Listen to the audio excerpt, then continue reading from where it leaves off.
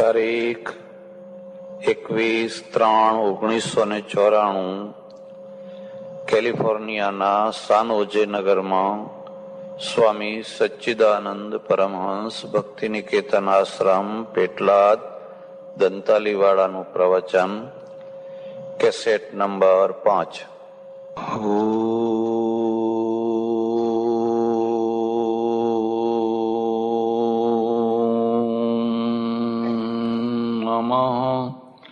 શાંતાય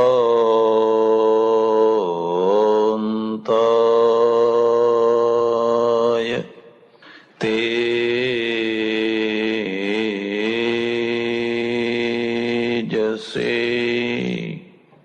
સજ્જનો અને બહેનો, શ્રીમદ ભગવદ્ ગીતા વિશે કંઈક જાણવા સમજવાનો પ્રયત્ન ચાલી રહ્યો છે.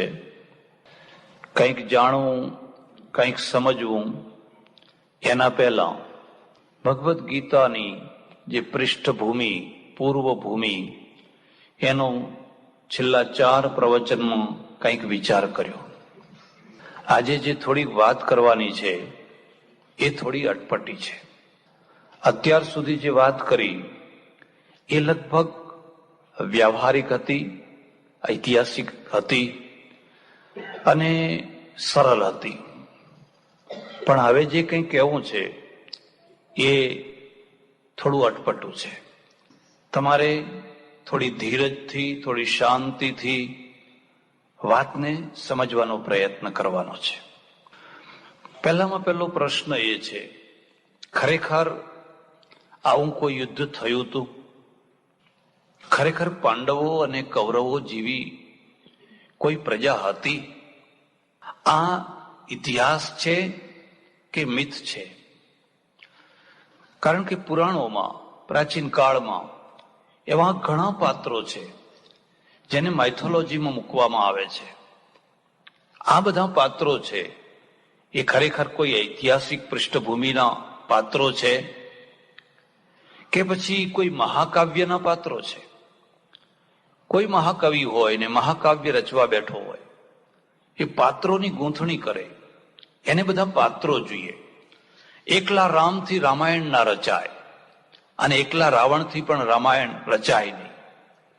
જો રામ હોય, જો નાયક હોય, તો સામે ખલનાયક રાખવો જ જોઈએ.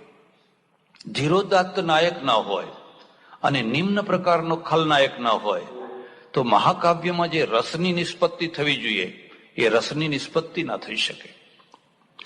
એટલે જે ભગવદ્ ગીતા આપણે કંઈક 2 શબ્દોનો વિચાર કરવાનો છે, એના વિશે થોડી બીજી વાત કરવાની છે. વાતની શરૂઆત અહીંથી કરીએ. શંતનુ નામનો એક રાજા છે અને આ રાજા ગંગાજીને પરણે છે. ગંગાજીને પરણે છે. ગંગા નદી છે. અને અહીંયા જ પ્રશ્ન ઉભો થયો, નદીને પરણાય ખરું? કોઈ રિવરને માણસ પરણે ખરો? તરત જ તમારી બુદ્ધિને એક બ્રેક લાગશે. તમે માત્ર પરંપરાવાદી હોવ તો ઘરેડની વાતો મગજમાં બેસી ગઈ હોય એ વાત જુદી છે. પણ કોઈ ગોરો માણસ તમને પ્રશ્ન પૂછે, જો શંતનુ રાજા નદીને પરણ્યો તો તું એ નદીને પરણને? શું જવાબ આપશો? નદી તો એક વહેતું પાણી છે, કિલકિલ કિલ કલકલાટ કરતું એક વહેતું પાણી છે. આપણે એમાં એક મૂર્તિનો આકાર કર્યો, એક દેવીનો આકાર કર્યો, એક દેવીની કલ્પના કરી. કલ્પના કરી એટલું જ નહીં, એને માતા માની, ગંગા માતા, એને માતૃરૂપ આપ્યું. હિન્દુઇઝમમાં પ્રકૃતિના પ્રત્યે આ ભાવ રહ્યો, દૈવી ભાવ રહ્યો છે. એટલે પૃથ્વીને માતા કહી, સૂર્યને દેવ કહ્યો, ચંદ્રને દેવ કહ્યો. એવી કોઈ વસ્તુ નથી જેમાં દેવત્વનો આરોપ ન કરવામાં આવ્યો હોય. જળ દેવ છે, અગ્નિ દેવ છે. ભૂલ ક્યાં થઈ ગઈ કે આ દેવોમાં જ આપણે અટકી ગયા. દેવોના ઉપર એક મહાદેવ છે. દેવોના ઉપર પણ જે છે, પ્રકૃતિના ઉપર પણ જે છે એ પરમેશ્વર છે. આપણા પ્રાચીન કાળના જે ઋષિઓ છે એ પ્રકૃતિના પ્રશંસક છે. પ્રકૃતિની પૂજા અને પ્રકૃતિની પ્રશંસા આ બે અલગ વસ્તુઓ છે. સંતનું રાજા છે. હવે સંતનું રાજા ગંગાજીને જોઈને મુગ્ધ થઈ ગયા, પરણવાનો પ્રસ્તાવ રાખ્યો અને બીજી નવાઈ શરૂ થઈ. ગંગાજીએ પ્રસ્તાવ રાખ્યો, મારા બાળકોનું શું કરવું એ મારી જવાબદારી છે, તમારે વચ્ચે નહીં આવવાનું. અને સંતનું એટલા મોટા મોહમાં છે, એને કહી દીધું તારે જે કરવું હોય એ કરજે, પણ તું મારી સાથે પરણ. તમે માનો કે ના માનો, અમુક ઉંમરે, અમુક સમયે, અમુક પરિસ્થિતિમાં માણસના અંદર જોરથી આવેગો આવતા હોય છે. મને પરણાવો, મને પરણાવો, મને પરણાવો, મને પરણાવો. અને પછી એટલો આંધળો થતો હોય છે, એટલો આંધળો થતો હોય છે કે નથી પાત્ર જોતો, નથી કુપાત્ર જોતો, નથી કોઈ બીજી વ્યવસ્થાનો વિચાર કરતો, નથી ભવિષ્યનો વિચાર કરતો. અને એટલે પશુઓ અને માણસ આ બંનેના વચ્ચે એક બહુ મોટું અંતર છે. પશુઓનો સંબંધ છે માત્ર પ્રજા ઉત્પન્ન કરવા પૂરતો ક્ષણિક સંબંધ છે. કુદરતે એક વંટોળિયો અંદર મૂકી દીધો અને વંટોળિયાના કારણે બે પશુઓ ભેગા થઈ ગયા, આગળ સૃષ્ટિ ચાલુ રહી, વાત પૂરી થઈ ગઈ. પણ માણસ છે એ માણસને આટલે સુધી જ અટકવાનું નથી. એ બંનેને સાથે રહેવાનું છે, સાથે જમવાનું છે, સાથે ગાડીમાં ફરવાનું છે, બાળકો છે, બાળકોના બાળકો છે, આર્થિક સમસ્યાઓ છે, શૈક્ષણિક સમસ્યાઓ છે, આ બધું સાથે છે. અને જો બધું સાથે છે તો આ કોઈ રમત નથી. આ કોઈ રમત નથી કે 5-10 મિનિટની રમત કોઈ કરી લે. આ જિંદગીનો સવાલ છે. અને જો જિંદગીનો સવાલ છે તો એ સવાલને તમે આવેગોમાં ઉકેલી ન શકો, શાંત પ્રક્રિયામાં ઉકેલી શકો. જ્યારે તમારા અંદર આંધી ચાલતી હોય, જ્યારે તમારા અંદર વંટોળિયા ઉઠતા હોય, ત્યારે તમે આ પ્રશ્નને ઉકેલી ન શકો. આ પ્રશ્નને ત્યારે ઉકેલી શકાય કે જ્યારે તમે વંટોળિયાથી મુક્ત થયા હો, આંધીઓથી મુક્ત થયા હો, ત્યારે તમે આ પ્રશ્નને ઉકેલી શકો. મહાભારત કે પુરાણોમાં જે ઘટનાઓ છે એ ઘટનાઓને તમે જોશો કે બે પ્રકારના સંબંધ થયેલા છે. એક વંટોળિયામાં થયેલા સંબંધો અને એક શાંતિથી થયેલા સંબંધો. જે વંટોળિયામાં થયેલા સંબંધો છે ને એ મોટા ભાગે પાછળથી પસ્તાવો કરાવતા હોય છે, પાછળથી રડાવતા હોય છે. એક તમારું જુદું ટેમ્પરેચર ને પછી એ ટેમ્પરેચર ડાઉન થઈ જાય, એ સ્થિતિ આખી જુદી. એટલે ગંગા છે ને એને વંટોળિયો નથી, સંતનું ને વંટોળિયો છે. અને એક નિયમ છે કે બેમાંથી જેને આંધી હોય એ બીજાની શરતો સ્વીકાર કરે, અને બીજાની શરતો જે સ્વીકાર કરે એને હંમેશા પાછળથી પસ્તાવાનું હોય. ગંગાએ કહ્યું હું તને પરણું ખરી, પણ મારી એક શરત છે, મારા બાળકોનું શું કરવું એ જવાબદારી મારા ઉપર, તારે કઈ લેવા દેવા નહીં. ને શંતનુએ કહ્યું મને બધું મંજૂર છે, તું હા પાડ એટલી વાર છે. અમારા એક સજ્જન હતા, મીઠાઈની દુકાન કરે, 60 વર્ષની ઉંમર થઈ ગઈ પણ એમના લગ્ન નહીં થઈ શકેલા. દેશમાં તો ઘણા પ્રશ્નો હતા, આજે છે, અમારે ચડોતરમાં આજે પણ છે. કારણ શું થયું કે ગ્રીન કાર્ડ અને રેશન કાર્ડ આ બે ભૂરતિયા. હવે આ ગ્રીન કાર્ડ વાળા છે એમણે રેશન કાર્ડ વાળાનું ભવિષ્ય અંધકારમય બનાવી દીધું. જેની પાસે ગ્રીન કાર્ડ હોય એ સિંગોડા જેવો હોય ને, સિંગોડું જાણો છો, તે કોતરેલું, હા, સિંગોડા જેવો હોય તોય એના ભાવ આવે. કેવા ભાવ આવે? એક તરફ મૂર્તિઓ ને બીજી તરફ સોનું, એટલા ભાવ આવે. પણ જો રેશન કાર્ડ હોય તમારી પાસે અને તમે દેવના દીકરા હો, દેવ જેવા હો, રૂપથી, ગુણથી, બધેથી, પણ એક તરફ મૂર્તિઓ ને બીજી તરફ માટી મૂકવાય કોઈ તૈયાર નહીં. ભાઈ સોનું ના મૂકો તો કઈ નહીં, માટી તો મૂકો. અનબેલેન્સ સમાજ છે એ સમાજના પ્રશ્નો, સ્ત્રી પુરુષોના પ્રશ્નો અનબેલેન્સથી ઉભા થતા હોય છે. અને આ અનબેલેન્સ કોઈ દિવસ કુદરતી નથી હોતું. કુદરતે તો બેલેન્સ બનાવેલું જ છે. માણસ અનબેલેન્સ બનાવતો હોય છે. અને અનબેલેન્સ સૌથી વધુ ક્યાં બનતું હોય છે? ઊંચી જ્ઞાતિઓમાં, નીચી જ્ઞાતિઓમાં નહીં. જ્યાં માણસ ઊંચી જ્ઞાતિમાં પહોંચ્યો નહીં કે આ બેલેન્સ બગડ્યું નહીં, અને જ્યાં આ બેલેન્સ બગડ્યું નહીં કે સમાજ સડ્યો નહીં, સમાજમાં સડો પેઠો નહીં. એટલે આ ભાઈના 60 વર્ષે પણ લગ્ન નહીં થઈ શકેલા. અને જેમ જેમ ઉંમર વધતી ગઈ એમ એમ આંધિઓ વધતી ગઈ, તીવ્રતા વધતી ગઈ. હું તમને એક બીજી વાત કહું છું. જીવનના જે આ શારીરિક પ્રશ્નો છે ને, એ યુવાવસ્થા કરતા પણ વૃદ્ધાવસ્થાને બહુ સતાવનારા છે. યુવાવસ્થાને પાર કરવી બહુ કઠિન નથી, પણ વૃદ્ધાવસ્થાને પાર કરવી બહુ કઠિન છે. મારે આશ્રમમાં એક સંન્યાસી આવ્યા. મને કે અહીં મહિનો આવી રહેવું છે, મને રહેવા દેશો? મેં કહ્યું રહો ને ખુશીથી. કેટલી ઉંમર થઈ? મને કે 75 થઈ ગયા, 80 થવા આવ્યા હશે. ખુશીથી રહો. પણ કે ના, મારે એકલાને નથી રહેવાનું, મારી પત્નીને રાખવાની છે. અરે મેં કહ્યું ભાઈ તમે તો સંન્યાસી છો ને 80 વર્ષની વૃદ્ધાવસ્થા વાળા છો, તમારે વળી પત્ની ક્યાંથી? મને કે ના, હું તમને પૂરી વાત કહું. હું બ્રાહ્મણ છું, મને કે, અને ડોક્ટર હતો, અને સાથે સાથે યજમાન વૃત્તિ કરનારો ગોર પણ હતો. ગોર પદુય કરું અને ડોક્ટર પણ કરું, એટલે મારા બધા સંબંધો, સંપર્ક. મને 60 વર્ષની ઉંમરે સંન્યાસ લેવાની ઈચ્છા થઈ કે સંન્યાસી થવું, સંન્યાસી થવું, સંન્યાસી થવું.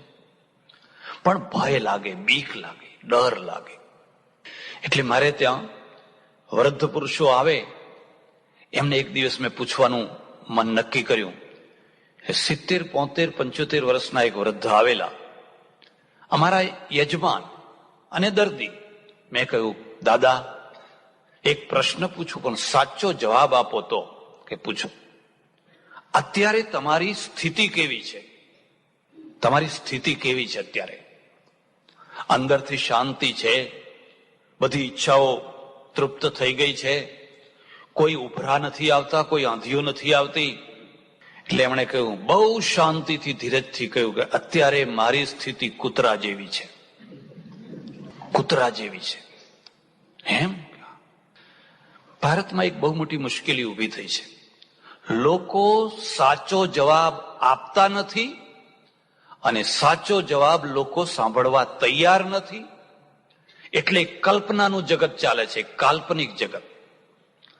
વાસ્તવિક જગત જુદું અને કાલ્પનિક જગત જુદું. અને વાસ્તવિક જગત અને કાલ્પનિક જગતનો મેળ નથી મળતો, એટલે આપણે એક બહુ મોટી વિડંબનામાં ઉભા થઈએ છીએ. આ ધોળિયા છે ને, એ જેવા છે એવા, પણ એક વાસ્તવિક જગતમાં ચાલે છે. એ કાલ્પનિક જગતમાં દોટો મૂકતા 2-4 દિવસ થયા, અને એક એમનાથી પણ વધારે વૃદ્ધ આવ્યા. મેં એમને પૂછ્યું કે દાદા સાચું કહેજો, તમારી સ્થિતિ અત્યારે કેવી છે? કૂતરા જેવી? ના ના, એમ કૂતરા જેવી નહીં તો હડકાયા કૂતરા જેવી. હડકાયા કૂતરા જેવી. મેં યુવાવસ્થા પાર કરી છે, અને યુવાવસ્થાની મસ્તી જોઈ છે. ચાણક્યને લખવું પડ્યું છે, બહુ સુંદર વાક્ય લખ્યું છે. ભોજ્યમ ભોગ શક્તિશ્ચ નાલ્પસ્ય તપસ ફલમ. જ્યારે વ્યક્તિની અંદર ભોગ ભોગવવાની શક્તિ હોય અને સામે ભોગો હોય, બહુ મોટું તપ કર્યું હોય તો આ બે ભેગા થાય. એક તરફ શક્તિ હોય તો પદાર્થ ના હોય, ને બીજી તરફ પદાર્થનો ઢગલો હોય તો શક્તિ ના હોય. ફ્રીજમાં ઘીની બરણી પડી છે, પણ કોણ ખાય? લીવર ખરાબ થઈ ગયું છે, આ બરણી ઘી ખાશે કોણ? નોકરો ખાય, ચાકરો ખાય. શેઠિયાઓના નસીબમાં ઘી ના હોય, એમને તો મગનું પાણી જ પીવાનું હોય. મારા ઓળખીતા છે એક મહાત્મા મને મળ્યા. મને કે પૈસાદાર માણસને તું ઓળખે છે? ના, આપણે શી જરૂર ઓળખવાની? પણ કે ના, તારે ઓળખવા હોય તો હું તને એક મીટર આપું એમ. મેં કહું કેવી રીતે, શું મીટર? જો જમવા બેસીએ, 4, 5, 10 માણસો જમવા બેઠા હોય, અને પેલી બહેન આવીને 2-4-5 રોટલી મૂકી જાય અને હજુ રસોડામાં ના પહોંચી હોય અને થાળી પૂરી થઈ જાય ને આમ રસોડા સામે માણસ જોવે તો ત્યારે સમજી લેવાનો કે આ કોઈ મજૂર માણસ છે. વાહ. પછી કે 4 રોટલી આવે અને પછી આડા હાથ કરવા લાગે, બસ બસ બસ હવે નહીં, તો સમજી જવાનું કાં તો માસ્તર હશે ને કાં તો કોઈ ક્લાર્ક હશે. પછી મને કે જો 3 રોટલી આવે ને 3 રોટલી આડો હાથ કરવા માંડે એટલે સમજી જવાનું કોઈ વ્યાપારી હોવો જોઈએ. ગાદી ઉપર બેઠનારો કોઈ વ્યાપાર કરનારો વ્યાપારી હોવો જોઈએ. પછી મને કે 2 રોટલી આડો હાથ કરે એમ સમજી જવાનું કે આ લક્ષાધિપતિ માણસ હોવો જોઈએ. આંખ મીચીને નક્કી કરી લેવાનું કે લક્ષાધિપતિની તાકાત નહીં કે બીજીથી ત્રીજી રોટલી એ ખાઈ શકે. પછી મને કે 1 જ રોટલી ખાય તો કરોડાધિપતિ સમજી લેવાનું, બસ 1 જ રોટલી. અને મગનું પાણી પીને ખાલી જેમ તેમ, તો હવે એના ઉપર પછી જે સમજવું હોય. ભોજ્યમ ભોગ શક્તિશ્ચ નાલ્પસ્ય તપસ ફલમ. જેમ જેમ ક્ષમતા ઘટતી જાય એમ આંધીઓ વધતી જાય, અને આંધી જયારે એની પરાકાષ્ઠાએ પહોંચે એટલે માણસ ગાંડો બને, વિહવળ બને, ગાંડો બને. આ મીઠાઈ વાળા જે ભાઈ હતા, 60, 62, 65 વર્ષ થઈ ગયા અને એમનું કઈ ઠેકાણું નહીં પડેલું. એટલે દરેક ગામમાં તમે જોજો 2-5 માણસો એવા હોય છે એ લોકોની નાળ પારખનારા હોય છે, લોકોની નસ પારખનારા, અને એમાંથી પોતાનો ફાયદો કાઢનારા હોય છે. જઈને કે ફલાણી જગ્યાએ તમારી વાત ચાલે છે, થાય એવું છે એમ કે, અને જરાક આટલી વાત કરે એટલે તરત જ ઉઠાડીને અંદર લઈ જાય અને પેંડા બરફી જે હોય એ બધું ખવડાવે. પેલાને તો નાસ્તો જ કરવો હોય, કઈ થવા બવાનું હોય પણ એને નાસ્તો જ કરવાનો હોય. આવું કેટલાક દિવસ ચાલ્યા પછી પેલાને ભાન થયું કે આ લોકો મને મૂર્ખ બનાવે છે, નાસ્તો કરી જાય છે ને કઈ મારી વાત તો કઈ થતી. જે લોકો એને મજાકમાં પૂછે, કાકા પેલી વાત કેટલે સુધી પહોંચી, તમારું કઈ આગળ ચાલ્યું? કે 50% તો નક્કી જ છે એમ કે, ખાલી 50% જ બાકી છે. એમ 50%? હા, મૂર્તિયા પક્ષ તો નક્કી જ છે, ખાલી કન્યા પક્ષ જ તૈયાર કરવાનો છે. પગ ઘસી ઘસીને માણસ મરી ગયો. મેં એ માણસને મરતા જોયો, પગ ઘસી ઘસીને મરી ગયો. સમાજને જો શુદ્ધ રાખવો હોય તો અનબેલેન્સ ન રહેવું જોઈએ, બેલેન્સ રહેવું જોઈએ. અનબેલેન્સ છે એ સમાજમાં એક બહુ મોટી વિકૃતિ કરતું હોય છે. આ તરફ સંતનું છે ને, એ સંતનું ને એક આંધી આવેલી છે, અને ગંગાજી છે એ સામે શરતો રાખે છે. મારા બાળકો છે એમાં તમારે દખલ નહીં કરવાની, અને જો દખલ કરી તો પછી મારે ને તમારે કઈ લેવા દેવા નહીં. મંજૂર, તૈયાર, એમ મંજૂર. રામાયણનો આ જ કિસ્સો છે ને. રામાયણમાં કૈકેયીએ શરત મૂકી, કૈકેયીના બાપે શરત મૂકી. કેટલી અદ્ભુત વાત છે. દશરથ શિકાર કરવા જાય છે અને સિંહને જોઈને બાણ મારે છે ને, સિંહ ઉછળીને કૂદીને પડે છે, અને જ્યાં જાય છે સિંહનો શિકાર લેવા માટે, ત્યાં એક તેજસ્વી યુવતી છે ને ઉભી છે, ખબરદાર જો સિંહને હાથ લગાવ્યો તો શિકાર મારો છે. દશરથ તો આમ જોતા જ રહી ગયા, હો આટલી તેજસ્વી, કેવી રીતે તારો શિકાર છે? જો તમારું બાણ જુઓ, પીઠ ઉપર વાગ્યું છે, મારું બાણ કાળજામાં વાગ્યું છે, મારા બાણથી સિંહ મરાયો છે. અને ખરેખર સાચી વાત નીકળી. કૈકેયીએ જે બાણ મારેલું એ કાળજામાં વાગેલું, અને દશરથનું બાણ છે એ પીઠ ઉપર વાગેલું. અને દશરથના મનમાં એક તરત જ એક સંકલ્પ આવ્યો, આ સ્ત્રી જો મારી પત્ની થાય, એમાંથી જો કોઈ રાજકુમાર ઉત્પન્ન થાય તો કેટલો તેજસ્વી થાય, કેટલો શૂરવીર થાય, કેટલો બાહોશ થાય. પ્રસ્તાવ રાખી દીધો, અને પ્રસ્તાવ રાખ્યો, એને પ્રસ્તાવ સ્વીકારી કર્યો, પણ શરત મૂકી, મારું જે સંતાન થશે એ ગાદી ઉપર બેસશે. અને જેવી સ્થિતિ શંતનું એવી સ્થિતિ દશરથની. દશરથે કહ્યું બધું મંજૂર છે, મારે 2 પત્નીઓ છે, હજુ સુધી કોઈ સંતાન જ નથી થયું. તારું સંતાન થાય તો હું એને ગાદી ઉપર બેસાડીશ. અહીંથી રામાયણ શરૂ થયું. એક પછી એક બાળકો થતા ગયા, અને જેવું બાળક થાય એવું ગંગાજી ફેંકી દે પાણીમાં. જેવું બાળક થાય એવું ગંગાજી પાણીમાં ફેંકી દે. તમે વાંચજો મહાભારત. મોટી મુશ્કેલી એ છે કે લોકો કદી એના ઊંડાણમાં જવાનો પ્રયત્ન નથી કરતા, કદી એવો વિચાર નથી કરતા કે ખરેખર ગંગા નામની નદી કોઈ પુરુષને પરણે ખરી, અને પરણે તો એને બાળકો થાય ખરા, અને જો એને બાળકો થાય તો જે ગંગાનું આદર્શ ચરિત્ર આપણી પાસે છે એ એટલી ક્રૂર હોય કે પોતાના બાળકોને પાણીમાં ફેંકી દે. બીજી કોઈ સ્ત્રી હોય તો કદાચ કંઈ કરે, પણ આ ગંગા આટલી પતિત પાવની નિર્મળ ગંગા, હજારોના પાપ ધોનારી ગંગા, અને એ પોતાનું જ બાળક ઉપાડીને પાણીમાં ફેંકી દે. પણ એક જ વાત લોકોની, હરી હરી મહારાજ થવા દો, બસ બહુ રહ પડે છે એમ કે થવા દો. અરે ભાઈ, બધું બરાબર પણ તું વિચાર તો કર. બહેનો કથા સાંભળવા જાય, પુરુષો અને પછી કે હા હા હા મહારાજે કઈ કથા કરી, કઈ કથા કરી, કઈ કથા કરી કે બહુ મજા આવી.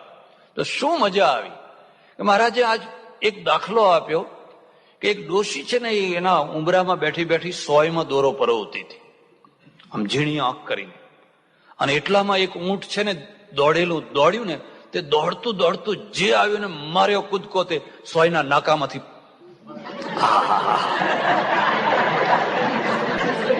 કઈ કથા કરી, કઈ કથા કરી, કઈ. પણ કે બેન હજુ ઉભી રે એમ કે, ઊંટ તો નીકળી ગયું પણ એનું પૂંછડું અટકી ગયું એમ કે. કઈ કથા કરી, કઈ કથા કરી.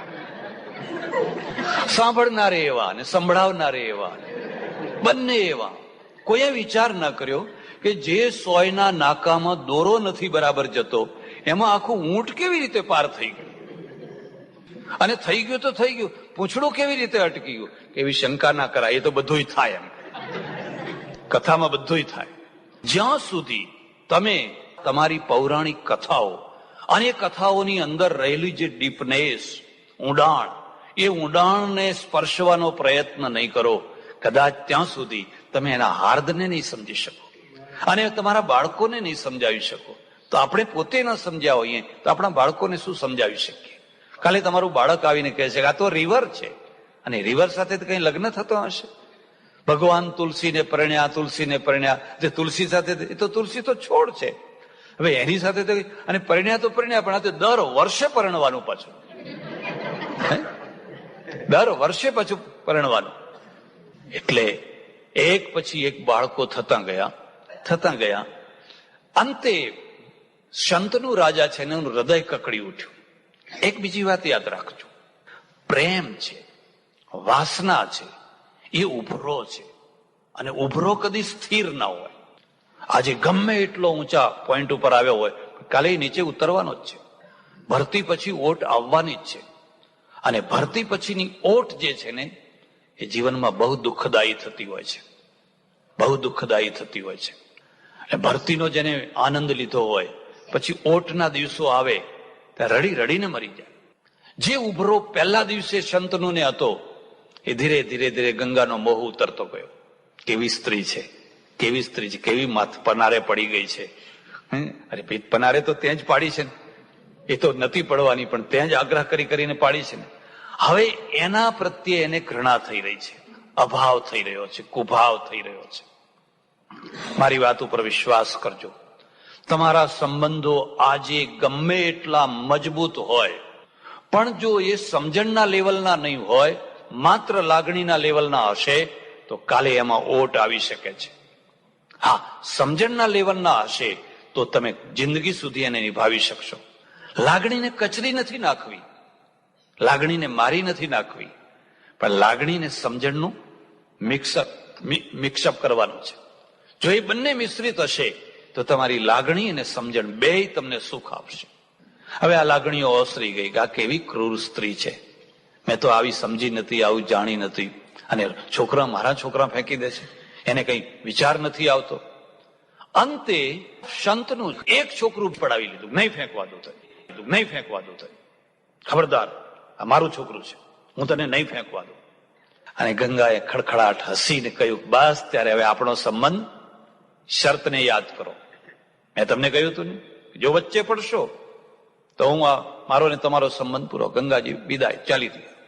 આ જે છોકરું રહી ગયું ને, એનું નામ છે ભીષ્મ, અને ગંગાનો પુત્ર હોવાથી એનું નામ છે ગાંગેય.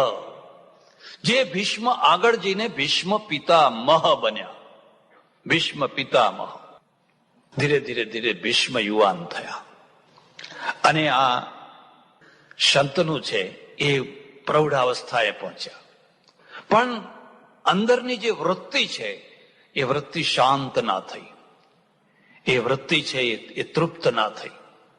અમારે ત્યાં ભાગવતની અંદર એક બહુ સરસ કથા આવે છે, બહુ સરસ કથા આવે યયાતિ રાજાની.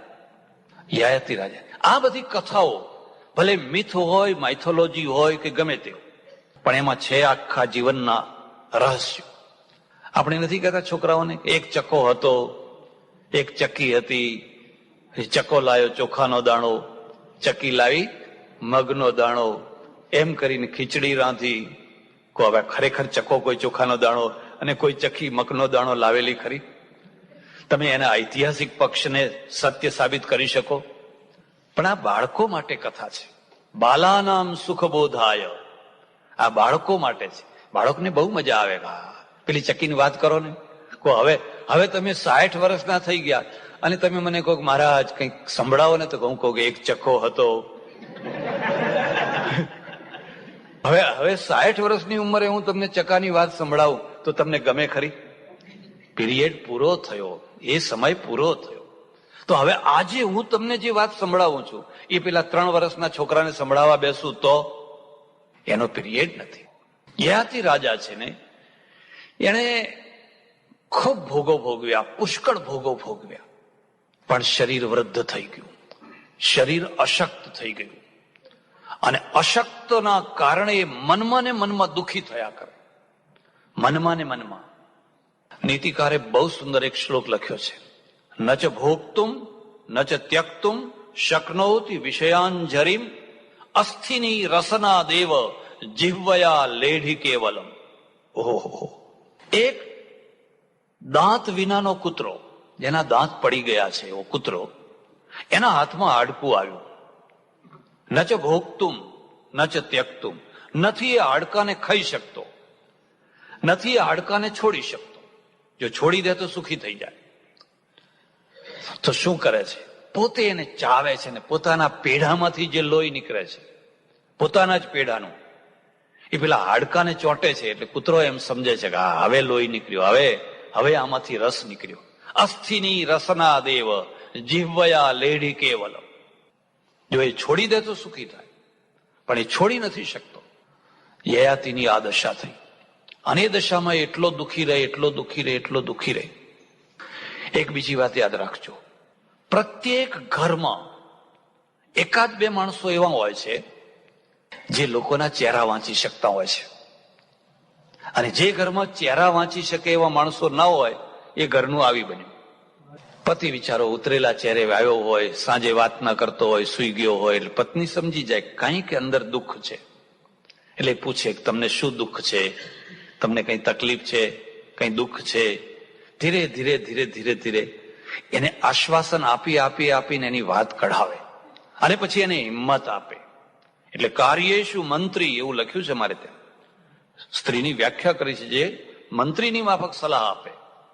હવે કેટલીક સ્ત્રીઓ એવી હોય કે પેલો બિચારો હારીને થાકીને આવે એના પહેલા તેના નાક બોલતા હોય, ટેબલ ઉપર લખ્યું હોય ફ્રીજમાંથી કાઢીને ખાઈ લેજો.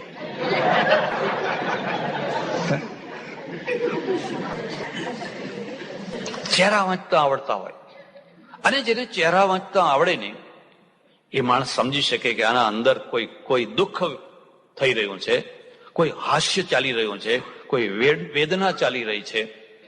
યયાતિનો જુવાન પુત્ર, અને જુવાન પુત્રને થયું કે મારા બાપુ બહુ દુઃખી છે, બહુ દુઃખી છે, બહુ વેદના છે.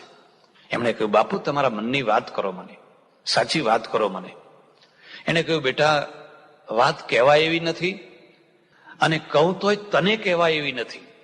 સમવયસ્ક મિત્ર હોય એને તો હજુ કહી શકાય, પણ કેટલીક વાતો એવી હોય કે જે તમે બાળકોને ન કહી શકો, અને બાળકોની કેટલીક વાતો એવી હોય કે જે એના માતા પિતાને ન કહી શકે. હા, તમારું લેવલ એવું હોય તો તમે કહી શકો, એવું લેવલ હોય તો. ના બાપુ તમે કોઈ સંકોચ ન કરો, તમને જે દુઃખ હોય એ મને કહો. યયાતિએ કહ્યું જો હું પ્રૌઢાવસ્થાએ પહોંચ્યો છું, પણ મારી વાસનાઓ તૃપ્ત નથી થઈ, મારી વાસનાઓ મરી નથી, અને એના કારણે હું દુઃખી રહ્યા કરું છું. કોઈ ચિંતા ના કરો, હું તપ કરીશ, હું તપ કરીશ. અને યયાતિના છોકરાએ તપ કર્યું, અને તપની જયારે સિદ્ધિ પ્રાપ્ત થઈ એને વરદાનમાં માગ્યું, મારી યુવાવસ્થા મારા બાપુને મળે અને મારા બાપુની વૃદ્ધાવસ્થા મને મળે. બેયમાં લેવલ કોનું ઊંચું છે? ઘણા ઘરોમાં તમે જઈને જોજો, બાપના કરતા દીકરાનું લેવલ ઊંચું હોય. બાપ છે ને હડકાયા કૂતરા જેવો હોય ને છોકરો છે એ દેવ જેવો હોય. બધા ઘરમાં નહીં પણ ઘણા ઘરોમાં તમે જઈને જોજો, અને એમાંથી મોટા પ્રોબ્લેમ ઉભા થાય, મોટા પ્રશ્નો ઉભા થાય. છોકરાએ કહ્યું, મારી યુવાવસ્થા મારા બાપને આપી દો અને મને વૃદ્ધાવસ્થા આપો, હું તો યુવાનીમાં વૃદ્ધ થવા તૈયાર છું. અને ખરેખર બાપ યુવાન થયો, અને ફરી પાછું હતું એને એવું બધું ચાલુ થયું. પણ કેટલા દિવસ ફરી પાછી વૃદ્ધાવસ્થા આવી, ફરી વૃદ્ધાવસ્થા આવી, અને એની એ દુઃખ સ્થિતિ થઈ. ત્યારે શ્લોક લખ્યો છે, ન જાતુ કામ કામાના મુપભોગ્યેન શામ્યતિ હવિષા કૃષ્ણ વર્તમેવ ભૂય એવાભિવર્ધ્યતે. કેટલાક અમર શ્લોકો છે, આખી જિંદગીના નિચોડ રૂપે. હે ભાઈઓ, આ યાયતીનો શ્લોક છે.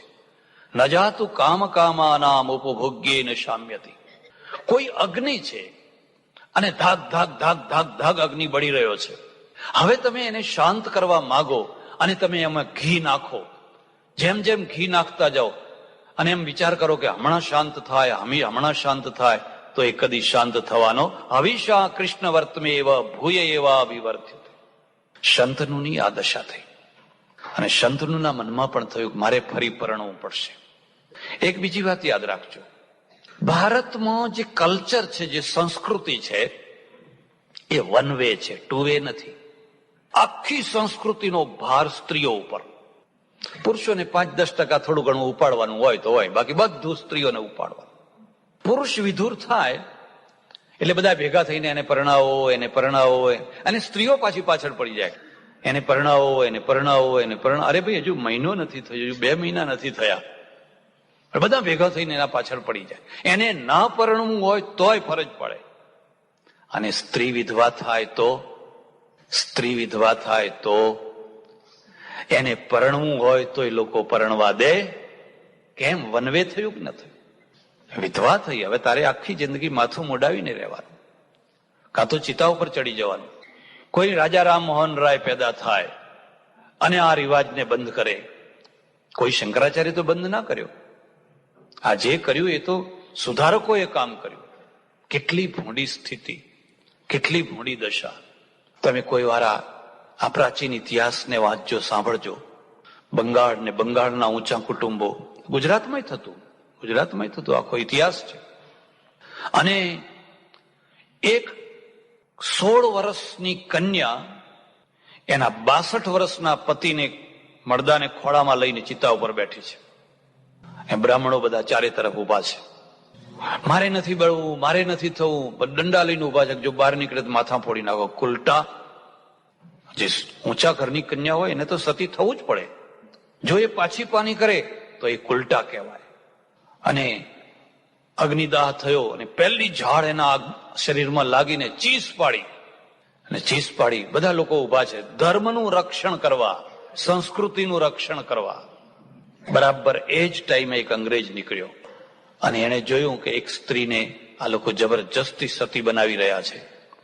વાઘની માફક દોટ મૂકી, હાથ પકડ્યો અને ખેંચી લીધી નીચે અગ્નિમાંથી. અને ખેંચી લીધી એટલું જ નહીં, લઈને દોડ્યો એને લઈને, પેલી સ્ત્રીને, છોકરીને લઈને. એટલે પેલા બધા જોતા રહી ગયા, જવા દો, ખોટું ના લગાડશો. પણ આ આપણી એક ખાસિયત છે. પટેલની દીકરીને કોઈ પટેલ ભગાડી જાય ને તો માથા ફોડી નાખે.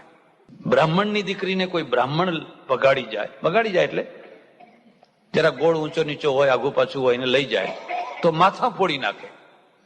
પણ કોઈ વિધર્મી ભગાડી જાય, જવા દે, બોલશો નહીં, કઈ બોલશો નહીં. કેમ? હવે બોલો ને, માથા ફોડો ને, હવે માથા ફોડો. એક અંગ્રેજ એ છોકરી સાથે પરણ્યો, આવા તો કેટલા કિસ્સાઓ. અને એ બધા કિસ્સાઓ વર્ષોથી, સદીઓથી થતા રહ્યા. કોઈને ના સૂચ્યું કે આ બંધ કરાવો. આ જુલમ છે, આ ધર્મના નામે અત્યાચાર છે. કોઈ તરફ દેવદાસીઓ થતી હોય અને છોકરીઓને મંદિરોમાં સેંકડો હજારોની સંખ્યાઓમાં દેવદાસીઓ, વેશ્યાવૃત્તિ, ધાર્મિક ક્ષેત્રનું થતું હોય. કોણે રોક્યું આ બધું? કેમ ના રોક્યું? રોક્યું તો કોણે રોક્યું? જે સુધારકો થયા એમણે, અને એમને તો માર ખાઈ ખાઈને રોક્યું. એટલે કલ્ચર છે ને એ 2 વે હોવું જોઈએ, 1 વે ના હોવું જોઈએ. અને જો 1 વે હોય તો એ અન્યાય કરનારું થાય. એટલે પેલા સંતનું ઉપર દબાણ છે, એને પોતાની પણ ઈચ્છા છે. પણ સ્ત્રી જો વિધવા થઈ હોય અને નાની ઉંમરની હોય, વાત જ નહીં કરવાની. હમણાં 2-3 વર્ષો પહેલા અમારે ગામના નજીકમાં એક બીજું ગામ, અને ત્યાં એક સ્કૂલનું ઉદ્ઘાટન મને લઈ ગયા લોકો. બહુ સુંદર પ્રાથમિક શાળા, મોટી વિશાળ બનાવેલી. મેં કહ્યું, કોણ ડોનર કોણ છે? અને જે ડોનર હોય એને સ્ટેજ ઉપર બેસાડો. એક ખાસ વાત હું તમને કહું છું, દાતાઓનું કદી અપમાન ના કરવું. જેને પણ 2 પૈસા કોઈ હોલ માટે, કોઈ મંદિર માટે, કોઈ ફલાણા માટે, એની ટીકા ના કરવી, એની આલોચના ના કરવી. બને તો એનું સન્માન કરવું, કારણ કે એના દાનથી આ સારા કામ થાય છે. પણ લોકોને એક ખાસિયત હોય કે એ તો નામ માટે આપ્યું છે, તો તમે આપો ને તમારું નામ કરીએ, તમારી તકતી લગાવીએ, તમને કોણ ના પાડે છે? આપવું નથી, આપેલું જોઈ શકાતું નથી, અને પછી બેઠા બેઠા બેઠા બળે છે ને બાળે છે. પોતે અંદર બળે છે અને બીજાને બરાબર નહીં. મેં કોઈ ડોનર જે હોય એને સ્ટેજ ઉપર લાવો, આપણે એનું બહુમાન કરવું જોઈએ. એટલે મારા બહુ આગ્રહથી સ્ત્રીઓમાં બેઠેલી એક 22 વર્ષની દેવ જેવી કન્યા, સફેદ સાડી પહેરેલી, અને એટલો સુંદર એનો ચહેરો, સાત્વિકતા, અને કે આ ડોનર છે. હવે મેં કહ્યું 22 વર્ષની આ કેવી રીતે ડોનર છે? મેં એને પૂછ્યું, મેં કહ્યું કેવી રીતે બેન? 3 લાખ રૂપિયા આપ્યા. મને કે સ્વામીજી, પરણ્યાને 6 મહિના થયા અને અમે જતા હતા સુખી ઘરના, મારું પિયરે સુખી, મારું સાસરો સુખી, અમે સુખી ઘરના, અને એક્સિડન્ટ થઈ ગયો. અને એક્સિડન્ટમાં મારો પતિ મરી ગયો, હું વિધવા થઈ. એનો વીમો હતો અને એ વીમો પાક્યો, એ પૈસા આવ્યા. મેં કહ્યું મારે એ પૈસા ના જોઈએ. તો એ પૈસાને શું કરવું? તમે જે ઠીક, ગામના લોકોને કહ્યું તમારે જે સારા કામમાં વાપરવા હોય એ વાપરી નાખો. એમાંથી એ 3 લાખના વીમામાંથી આ સ્કૂલ થઈ. કેટલી ઊંચી વૃત્તિ હશે એની, કેટલી ઊંચી ભાવના હશે. મેં એને કહ્યું બેન તારી ઉંમર કેટલી? મને કે 22 વર્ષ. મેં કહ્યું જો હું તારા બાપ જેવો છું, હું તને સલાહ આપું છું, 6 મહિના, 12 મહિના, વર્ષે, 2 વર્ષે તું લગ્ન કરી લેજે. તારી જિંદગી બહુ લાંબી છે અને ખેંચેલી ખેંચાશે નહીં, એટલે તું લગ્ન કરી લેજે. મને કે સ્વામીજી અમારી નાતમાં પુનર્લગ્ન ના થાય. મેં કહ્યું જેની નાતમાં પુનર્લગ્ન નથી થતા એ જ નાતમાં મારે પુનર્લગ્ન કરાવવા છે. જ્યાં થતા હોય ત્યાં તો કોઈ પ્રશ્ન જ નથી, ત્યાં તો થાય જ છે. પણ જ્યાં નથી થતા ત્યાં મારે આ રિવાજ ચાલુ કરાવવાનો. એટલે મેં તને કહ્યું છે, તને હિંમત મળે એટલા માટે. મને કે બધું ખરું, પણ અમારું લેવલ એવું છે કે આવો વિચારે અમારાથી ના થઈ શકે.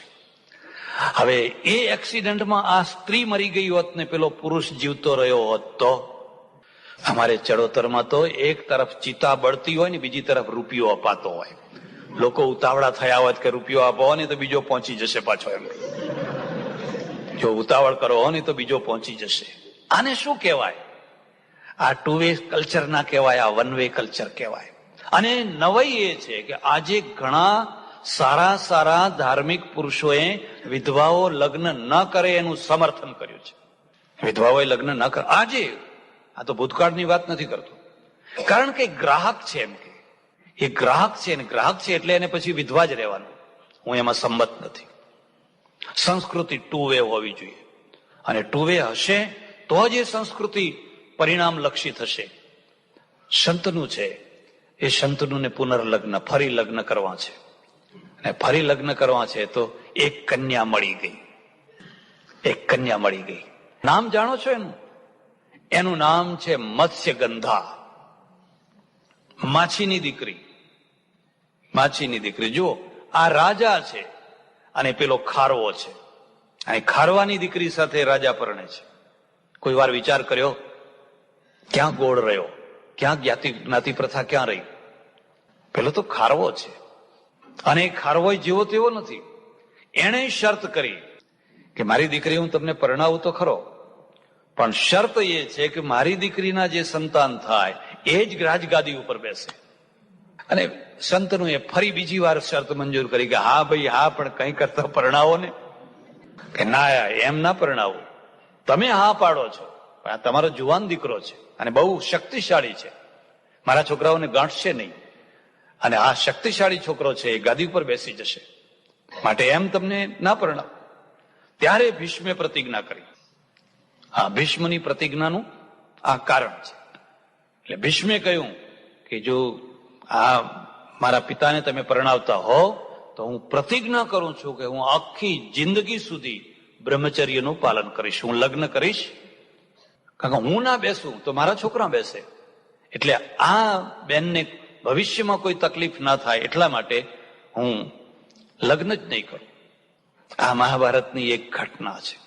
પછી શું થયું જરા થોડીક વાત કહીશ તમને. મત્સ્યગંધા કોણ છે? માછલીના પેટમાંથી નીકળેલી કન્યા, એની માં માછલી છે. કેટલીક વાતોની મર્યાદા છે, એટલે બધી વાતો હું અહીં માઇક ઉપર ના કહી શકું, પણ જેને રસ હોય એને આ બધું જોઈ લેવાનું, અને જોઈને પછી મગજમાં વિચાર કરવાનો કે આ પોસિબલ છે કે ઇમ્પોસિબલ છે. પેલું ગરુડ પક્ષી છે ને ઉપરથી પડીઓ લઈને જઈ રહ્યો છે, અને બીજું ગરુડ છે એમ સમજે છે કઈ ખાવાની વસ્તુ છે, ઝપાઝપી થઈને પડીઓ પડ્યો નીચે, અને નીચે એક માછલીએ એ વસ્તુને ગળી લીધી, એમાંથી મત્સ્યગંધા થઈ. એ માછલી છે એ જાળમાં પેલા ખારવાના માછીમારના હાથમાં માછલી આવી, એને ચીરી તો અંદરથી છોકરી નીકળી. કોઈ ડોક્ટરને કોઈને પૂછજો કે માછલીમાંથી માણસ નીકળે ખરો? કોઈ જે સૃષ્ટિની જે પરંપરા છે, સૃષ્ટિની જે પ્રક્રિયા છે, એ પ્રક્રિયા પ્રમાણે આ પોસિબલ છે. એમાંથી આ કન્યા નીકળી. હવે એનું નામ રાખ્યું મત્સ્યગંધા, કારણ કે માછલી જેવી ગંધ એમાંથી આવતી હતી એટલા માટે.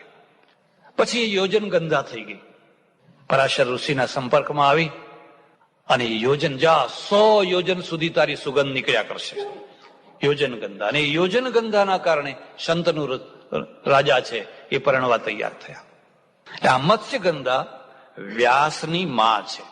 કુમારાવસ્થામાં વ્યાસ જન્મ્યા છે. મત્સ્યગંધા જયારે પરણી નથી ત્યારે કુમારાવસ્થામાં વ્યાસ જન્મ્યા છે, અને છતાં વ્યાસ અકલંક છે. તમારો પ્રાચીન સમાજ જોજો, એ સમાજની ઉદારતા જોજો. સંતનું રાજા જેવો રાજા જયારે ખારવાની દીકરી સાથે પરણવા તૈયાર થયા હશે, સમાજે ટીકા નહીં કરી હોય, સમાજે વિરોધ નહીં કર્યો હોય, ધર્મ રસાતળમાં નહીં ગયો હોય. ના, એવું કઈ નહીં. મહાભારતના બધા પાત્રો બેટી વ્યવહારની બહુ મોટી ઉદારતા છે. અને મારું એવું માનવું છે, સુપર પ્રજા કોણ થતી હોય છે? જેના ત્યાં રોટી અને બેટી વ્યવહારની ઉદારતા હોય એ જ સુપર પ્રજા થતી હોય છે. પાત્રો તમે જુઓ, ભીમ છે ને હિડંબાને જઈને પરણી આવ્યો, અર્જુન નાગ કન્યાને પરણી આવ્યો. અને હિડંબા કોણ છે? આદિવાસી કન્યા છે. કહો. અને જયારે ભીમની ને હિડંબાની ને ઘટોત્કચની વાતો થાય ત્યારે લોકો એટલા ખુશ થાય, એટલા આનંદમાં આવી જાય. પણ એમનો ભીમ જો કોઈ હિડંબા લઈ આવે તો એને ઘરમાં ના પેસવા દે. એમ કે તું ક્યાંથી લે? પણ તમારો જૂનો ભીમ તો. અને એમની હિડંબા જો કોઈ ભીમને પરણી જાય તો પછી કહેવાનું જ શું હતું? બેટી વ્યવહાર એટલે આ ધોળિયા લોકોને તમે જોજો. એક ટાઈમ હતો જયારે અહીં બહુ મોટો કલર બાર હતો, બહુ મોટો કલર બાર હતો. કોઈ હોટલમાં ના પેસવા દે, દક્ષિણ આફ્રિકામાં રોડ ઉપર ના ચાલવા દે. ગાંધીજીના જીવન ચરિત્ર ઉપર જોજો. પણ બહુ ઝડપથી આ ગોરી પ્રજા બદલાઈ, બહુ ઝડપથી. અને બહુ ઝડપથી બદલાઈ એટલે ગોળા અને કાળાના જે સોશિયલ પ્રશ્નો હતા ને એ આપણા જેવા ના રહ્યા, ઝેર ના રહ્યા. આજે પણ રોડ ઉપર તમે જોઈ શકો છો કે ગોરી કન્યા કોઈ ઇન્ડિયનને પરણી હોય, આફ્રિકનને પરણી હોય, બીજાને પરણી હોય, ત્રીજાને પરણી હોય, બરાબર છે. કોઈને એમાં કોઈ એમ નથી કે આકાશ તૂટી પડ્યું, પાતાળ ફાટી ગયું, ફલાણું થઈ ગયું, કઈ નહીં. બહુ 40-30 વર્ષની અંદર તો બહુ મોટું પરિવર્તન સ્વીકારી લીધું. આપણે નથી સ્વીકારી શકતા. આપણી મુશ્કેલી એ છે કે ડોલર ગમે છે, ડોલર વાલો છે, પણ આ ના થવું જોઈએ. અને આ ન થવું તો ક્યાં સુધી ના થાય? અને એમાંથી એક બહુ મોટી વિડંબના, હવે શું કરવું? આ દુઃખ છે, આ સુખ છે. અને બીજી વાત યાદ રાખજો, કોઈ પણ સુખ દુઃખ વિનાનું હોતું જ નથી. ચલો ભારતમાં જાઓ, લો ભારતમાં હવે આવો પ્રશ્ન નથી ને, પણ ત્યાં ડોલર નથી, પછી મુશ્કેલી એ છે. ત્યાં ગાડી નથી, એમની આમ પેલું રિમોટ કર્યું કે ગેરેજ ગાડું થઈ ગયું, એવું નથી. ત્યાં તો આમ ખખડાટ કરો ને ઊંચા નીચું કરો ત્યારે માંડ કંઈક. હવે એક એ દુઃખ છે, બંને એક સાથે નથી રહેતા. સુપર પ્રજા છે ને, એની આ એક ખાસિયત છે, એમાં રોટી વ્યવહાર અને બેટી વ્યવહાર બંનેની ઉદારતા. મુસ્લિમોને રોટી વ્યવહારમાં વાંધો નહીં, મુસ્લિમોમાં બેટી વ્યવહારને વાંધો નહીં. આખી દુનિયામાં એ પ્રજા ફેલાઈ ગઈ.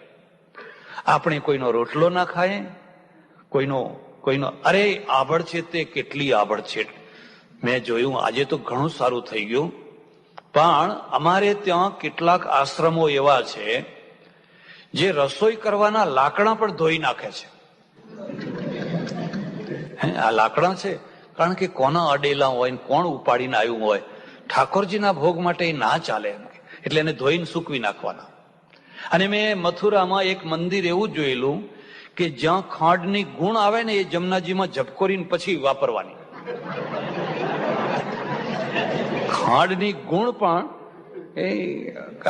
અને મેં કહું ભાઈ એને રહેવા દો, અંદર બહાર ના કાઢો, સારી રીતે ધોવા દો, આમાં હાથે ઘસી ઘસીને ધોવો. ના એમ નહીં, આમ કરીને ફટ દઈને કાઢી લેવા. આવો ધર્મ, આ આબડછેટીયો ધર્મ પ્રજાને વગર તલવારે મારી નાખે. હિન્દુઓને મારવા માટે બહારની તલવારો નથી આવી, અને બહારની તલવારોથી પ્રજા કદી મરતી નથી. જઈને જુઓ, વિયેતનામ ઉપર કેટલા બોમ્બ ફેંકાયા, જર્મની ઉપર કેટલા બોમ્બ ફેંકાયા, જાપાન ઉપર કેટલા બોમ્બ ફેંકાયા, કોઈ પ્રજા ના મરી. ઉલટાની શસ્ત્રના દ્વારા મરેલી પ્રજા તો વધારે જીવતી હોય છે.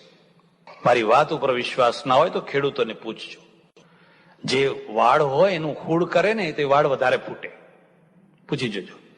ખેતરના શેડા ઉપર વાડ હોય, ઝાડ હોય, લીમડો હોય, એને તમે કાપી નાખો, બીજા દિવસે તો ઘટાટોપ થઈ જાય.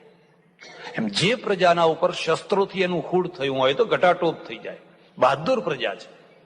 પ્રજા મરતી હોય છે ને એના પોતાના દ્વારા, એના દુર્બળ વિચારોના દ્વારા, એના દુર્બળ આચારોના દ્વારા.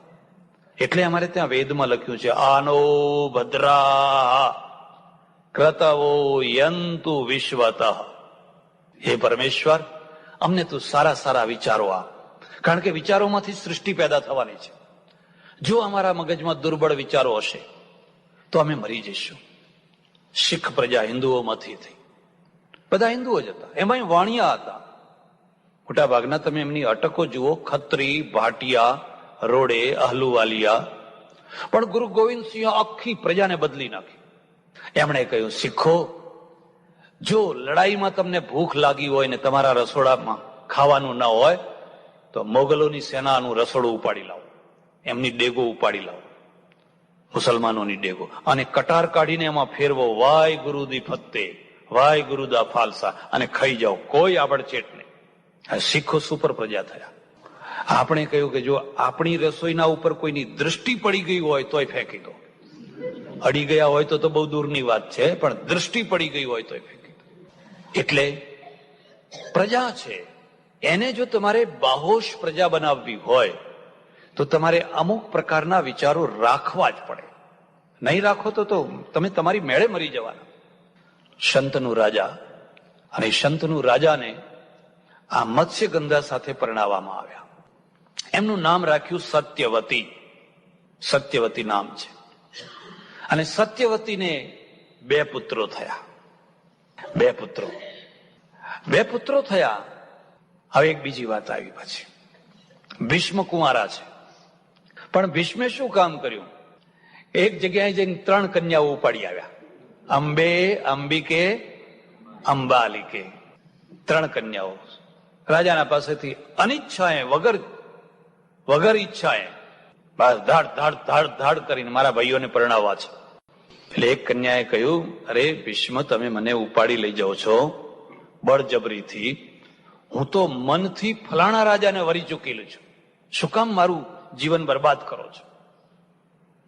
આ બીજી વાત આવી. લગ્ન છે ને એની બે વિધિઓ છે, એક મનની વિધિ, એક તનની વિધિ. પહેલા તનની વિધિ કે પહેલા મનની વિધિ? અને તનની વિધિ છે એ તો માત્ર ઉપરની છે, મનની વિધિ એ જ મહત્વની છે. હું મનથી ફલાણાને વરી ચૂકી છું, મને ના લઈ જાઓ. ભીષ્મને પણ લાગ્યું કે વાત બરાબર છે, આમાં તો 3 જીવન બરબાદ થશે. પેલો માણસ બરબાદ થશે, આ કન્યા બરબાદ થશે અને આ એ બરબાદ થશે.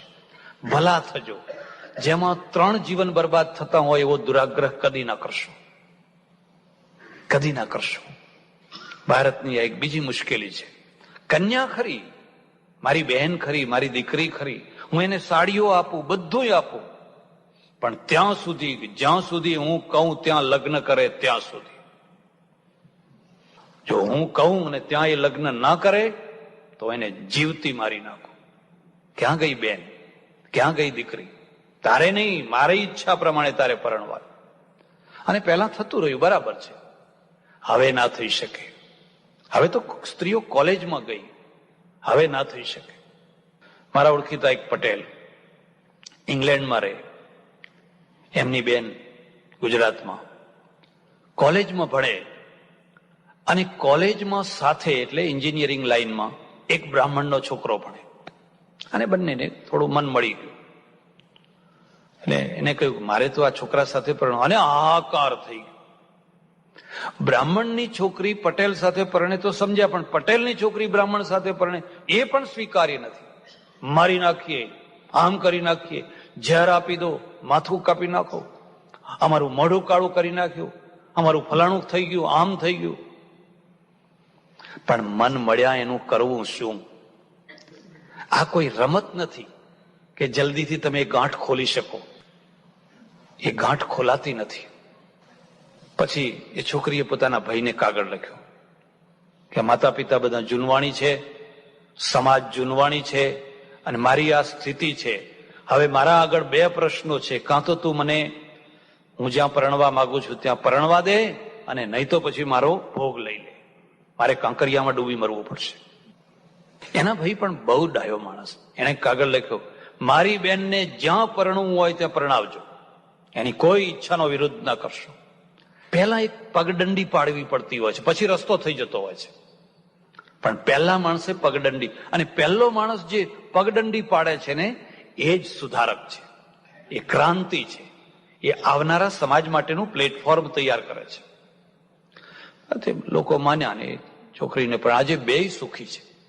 બંને મારી પાસે ઘણી વાર આવે, બંને સુખી છે. પેલો એન્જિનિયર છે, આ પણ ભણેલી છે, પૈસે ટકે સુખી છે, બધી રીતે સુખી છે. આ કે છે જો ભીષ્મ, હું તો પરણી ચૂકી છું મનથી, મને મારું જીવન બરબાદ ના કરો, તમે દુરાગ્રહ ના કરો, અઠાગ્રહ ના કરો. બળનો અર્થ એ નથી કે તમે તમારી બળના દ્વારા કોઈ નિર્બળના જીવનને ચૂંથી નાખો. ભીષ્મને પણ લાગ્યું કે વાત તો સાચી છે, એટલે શું કર્યું કે એ રાજાના ત્યાં મૂકવા ગયા. હવે પેલો રાજા એવો ને, એને કહ્યું કે નહીં, હવે તું મારા કામની નહીં, હવે હું તને ના રાખું. ઓહો, મેં તમને કહ્યું ને 1 વે કલ્ચર છે, 2 વે કલ્ચર નથી. સ્ત્રી અહીંની એ ના રહી ને સ્ત્રી ત્યાંની એ ના રહી, એનો શો દોષ, એનો શો દોષ. પણ અહીંની એ ના રહી કે ત્યાંની એ ના રહી. ભાઈ હવે તું મારા કામની નહીં.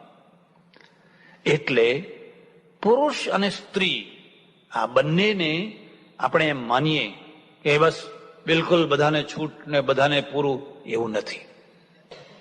પુરુષ 1000 ઠોકરો ખાઈને પણ જીવન જીવી શકશે, તો સ્ત્રીને જો 1 ઠોકર વાગી કે 2 ઠોકર વાગી તો એનું જીવન મુશ્કેલ થઈ જશે.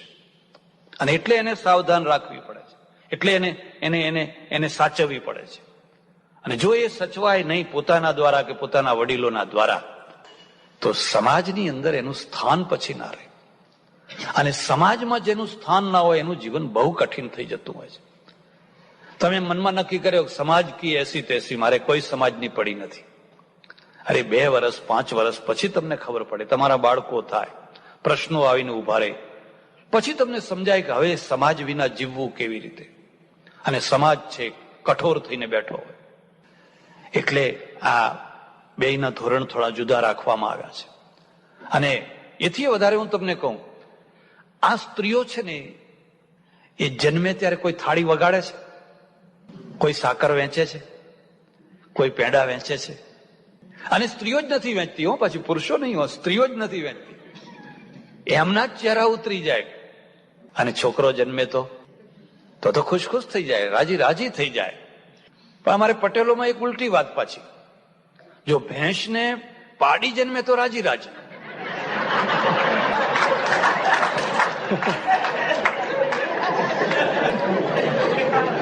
અને જો પાડો જન્મે તો. અને હું ઘણી વાર વિચાર કરું, ઘણી બહેનોને પૂછું કે તમારે આટલી બધી ભેંસો છે તો આ પાડા કોઈ મોટા થઈને જીવતા કેમ નથી? મને કે ભગવાને પાડાનું આયુષ્ય જ નાનું કર્યું હોય, એટલે મહિના 2 મહિનામાં નાનું ના કર્યું હોય, એને બિચારાને કોઈ ખવડાવે નહીં, પીવડાવે નહીં, એટલે પછી એ રીબાઈને મરી જાય. ત્યાં પાડી પસંદ છે ને પાડો પસંદ નથી, અને અહીંયા પાડો વધારે ગમે છે ને પાડીઓ.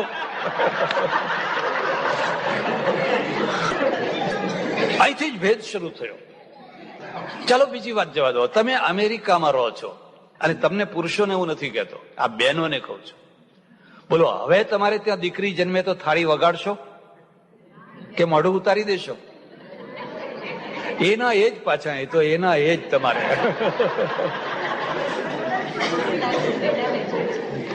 એટલું જ નહીં, એ છોકરીને આવડી થાય ત્યારથી બધા વ્રતો કરવાના.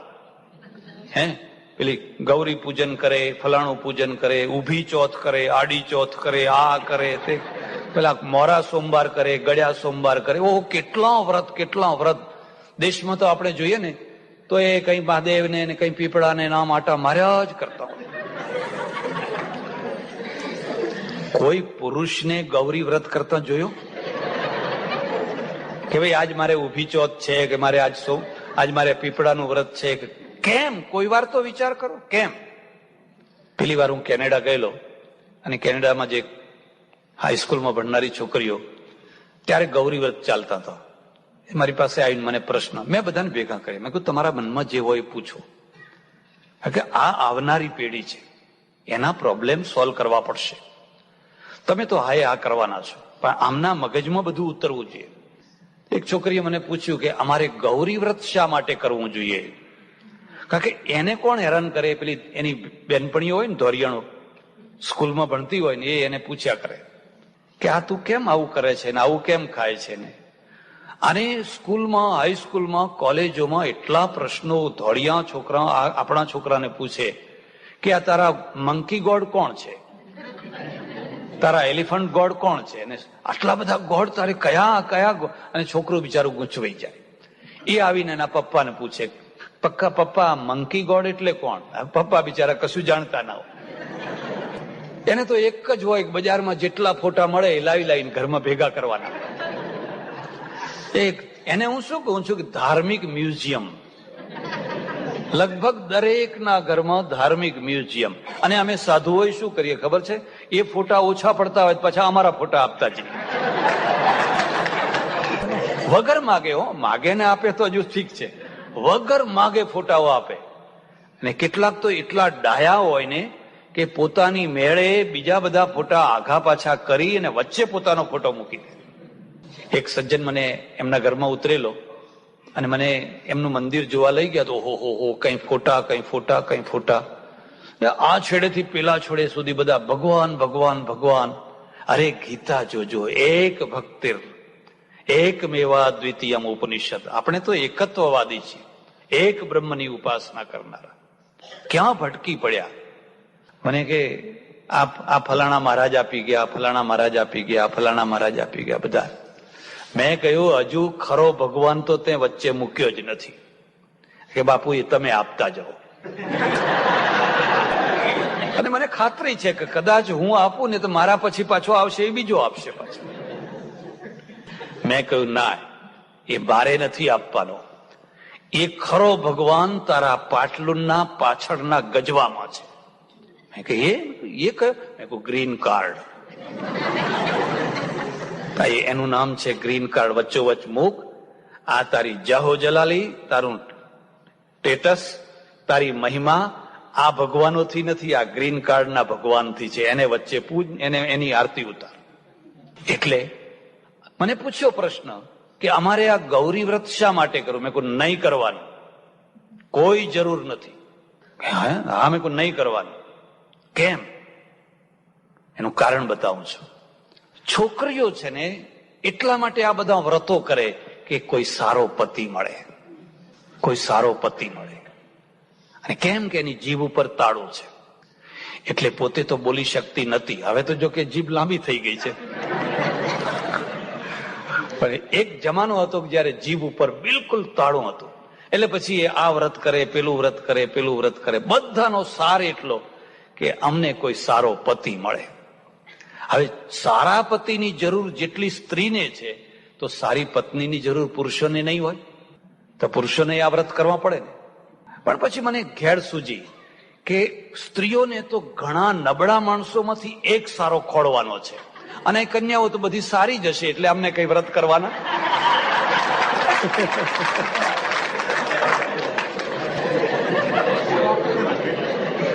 આ તો બધી સારી જ હશે એમ, એટલે આપણે કઈ વ્રત કરવાની જરૂર. યાદ રાખજો, આ પૌરાણિક માર્ગ છે, આ પૌરાણિક પદ્ધતિ છે, વૈદિક પદ્ધતિ નથી, ઋષિ પદ્ધતિ નથી. ઋષિ પદ્ધતિની અંદર પુરુષ અને સ્ત્રી સ્વયંવર કરે છે, પોતાની મેળે પોતાના પતિને વરણ કરે છે, શરત સાથે વરણ કરે છે, એને અધિકાર છે. અને જ્યાં પૌરાણિક યુગ શરૂ થયો એટલે કન્યાદાન શરૂ થયું. પછી કન્યાનો અધિકાર ખતમ. બાપ હાથ પકડીને કોઈના હાથમાં આપે ત્યાં એને જવાનું. દીકરીને ગાય દોરે ત્યાં જાય. હવે નહીં જોકે, પણ આ પદ્ધતિ આવી. એટલે સંતનું રાજા છે ને, એ સંતનું રાજા ના બીજા લગ્ન થયા. સત્યવતી આવી, ચિત્રાંગદ અને વિચિત્ર વીર્ય, આ બે પુત્રો થયા. અને બંને પુત્રો થયા. ભીષ્મ છે, ભીષ્મે હરણ કરીને લાવેલી બે કન્યાઓ પરણાવી. અંબે અંબિકે, બે કન્યાઓ પરણાવી દીધી. પરણાવી તો દીધી, પણ આ બંને માટે એવું લખ્યું કે એ અત્યંત ભોગી હતા. અતિ ભોગના કારણે બેયને ટીબી થયો. ચિત્રાંગદને ટીબી થયો, વિચિત્ર વીર્યને ટીબી થયો, અને બે નાની ઉંમરમાં મરી ગયા. એટલું તો નક્કી થયું કે આ સારા વંશની અંદર પણ આવા અતિરેક કરનારા માણસો હતા. બંને સ્ત્રીઓ વિધવા થઈ. હવે કોઈ રાજવંશ ન રહ્યો, આવડું મોટું રાજ, કોઈ વંશ ન રહ્યો. હવે શું કરવું? કેટલીક વાતો હું માઇક ઉપર નહીં કહી શકું. અને હવે એ પ્રશ્નને હલ કરવા માટે સત્યવતી છે, સત્યવતીએ ભીષ્મને કહ્યું. ભીષ્મે કહ્યું કે મારી તો પ્રતિજ્ઞા છે, હું તો લગ્ન કરવાનો નથી, મારી તો પ્રતિજ્ઞા છે. ત્યારે હવે શું કરવું? એક નિયોગ પ્રથા પ્રાચીન કાળની, એમાં વ્યાસને બોલાવ્યા. વ્યાસને તો બોલાવ્યા, પણ આ બંને વિધવા સ્ત્રીઓ છે, વિધવા સ્ત્રીઓની સ્વીકૃતિ નથી. અને એમાં લખેલું છે કે વ્યાસ કાળા હતા, દાઢી હતી, શરીરમાંથી વાસ આવતી હતી. કેટલીક વાર આવું બને, માણસ બહુ વિદ્વાન હોય, બહુ જ્ઞાની હોય, પણ શરીરની દ્રષ્ટિએ એનું ઐશ્વર્ય ના હોય, શારીરિક ઐશ્વર્ય ના હોય. એટલે પેલી સ્ત્રી જે છે એને આંખ મીચી દીધી, એટલે એમાંથી આંધળો છોકરો ઉત્પન્ન થયો. બીજી સ્ત્રી છે એકદમ પીળી પડી ગઈ, એટલે એમાંથી પાંડુ ઉત્પન્ન થયું. અને સત્યવતીએ કહ્યું, અરે અરે રે, આ બે છોકરાથી તો રાજ ના થઈ શકે, એક આંધળો છે ને એક પાંડુ રોગવાળો છે. ફરી પાછા વ્યાસને આમંત્રણ આપ્યું. એટલે પેલી બંને ભેગી થઈને કહ્યું કે ભાઈ આપણે દાસીને મોકલી દો. અને દાસીમાંથી જે સંતાન ઉત્પન્ન થયું એ વિદુર થયા. કોઈ વાર શાંતિથી વિચાર કરજો, કેવો સમાજ હશે, કેવી સંસ્કૃતિ હશે, કેવું કલ્ચર હશે. આજે આ વાત સ્વીકાર કરી શકાય ખરી? આ પદ્ધતિને લોકો સ્વીકાર કરે ખરા? પણ આ બધું છે, આ વાસ્તવિકતા છે. તો આ બધું રિયલ છે, આ બધું બનેલું છે કે પછી કોઈ રૂપક છે? હજુ થોડી આગળ વાત કહીશ. પેલા ધૃતરાષ્ટ્ર છે, એને ગાંધારી સાથે પરણાવ્યા. અને પાંડુ છે એને કુંતી અને માદ્રી બેની સાથે પરણાવ્યા. ગાંધારી છે એ પતિવ્રતા સ્ત્રી છે. એટલે એણે વિચાર કર્યો કે મારો પતિ જો આંધળો હોય અને એને દેખાતું ના હોય તો મારે પણ આંખનું સુખ લેવું જોઈએ નહીં. એટલે જિંદગી ભર એને પાટા બાંધી દીધા. અને જો આ જ આદર્શ હોય, અને આજે કોઈ સ્ત્રી એવો આદર્શ પાડવા માંગે કે મારો પતિ લંગડો છે એટલે મારે પગ, અરે એ આંખ ઉઘાડી રાખી હોત તો પતિની વધારે સેવા કરી શકી હોત કે નહીં? પતિવ્રતાનો અર્થ તો એવો નથી. અને એવો અર્થ હોય તો પેલો પાંડુ છે તો હવે આ કુંતીએ પાંડુ થઈ જવાનું. પણ લોકો કોઈ એના ઊંડાણમાં નથી જતા, સંતાન નથી થતા. ઋષિ આવ્યા અને ઋષિએ આશીર્વાદ આપ્યો, જા તને સંતાન થશે. 2 વર્ષ થઈ ગયા, પ્રસૂતિ ન થાય. ગાંધારીને ખબર નહીં શું સૂઝ્યું કે એને કોષ કે એવું કંઈક કરી અને ગર્ભપાત કર્યો. બીજા ઋષિ આવ્યા, એને આ શું કર્યું? તો એ જે એના 100 ટુકડા, 101 ટુકડા કર્યા અને 101 ઘડામાં મૂકવામાં આવ્યા. એમાંથી 100 કૌરવો અને 1 એમની બેન પેદા થઈ. જરાક વિચાર કરજો, આ પોસિબલ છે? આ પ્રકારે માણસોની ઉત્પત્તિ થાય ખરી? આ પ્રકારે સંસાર ચાલે ખરો? પણ એનો કોઈ વિચાર નહીં કરવાનો. ધૃતરાષ્ટ્ર છે, એક કુદરતની એક વ્યવસ્થા છે અને કુદરતની વ્યવસ્થા પ્રમાણે વ્યવસ્થા ચાલતી હોય છે. અહીંયા તો તમે જુઓ છો તો ઘણા લોકો શું કહે, મહારાજ આજે પણ હવે વિજ્ઞાન એવું કંઈક કરવા માંડ્યું છે. આપણી તો એક બહુ ખાસિયત છે કે અહીંયા કોઈ વિમાન ઉડાડે એટલે આપણે કહી દેવાનું કે શું એ ઉડાડતા હતા? આપણે પુષ્પક વિમાન ઉડાડતા હતા. મને એક માણસે કહ્યું કે આ બધા રોકેટ કરે છે, આકાશમાં મિસાઇલ મૂકે છે. આપણા ભીમે તો હાથી ઉડાડ્યા હતા એમ કે મહાભારતમાં આવે છે ને, આમ હાથીનો પગ પકડીને આકાશમાં અંતરિક્ષમાં હાથી ઉડાડ્યા હતા. મેં કહ્યું બરાબર છે, આ તો મહાકાવ્ય છે. ભીમે હાથી ઉડાડ્યા, તમે શું ઉડાડો છો? મને કે પતંગ. અમે પતંગ ઉડાડીએ છીએ. ભૂતકાળની કાલ્પનિક વાતો છે, એના ગૌરવથી કોઈ પ્રજા ગૌરવાન્વિત નથી થઈ શકતી હોતી. ત્યારે છે શું? હજુ થોડું આગળ લઈ જઈશ. આજે તમે ગૂંચવાઈ જવાના છો. આજે તમે ગૂંચવાઈ જવાના છો, પણ યાદ રાખજો એમાંથી ઉકેલ પણ છે, એમાંથી રસ્તો પણ છે.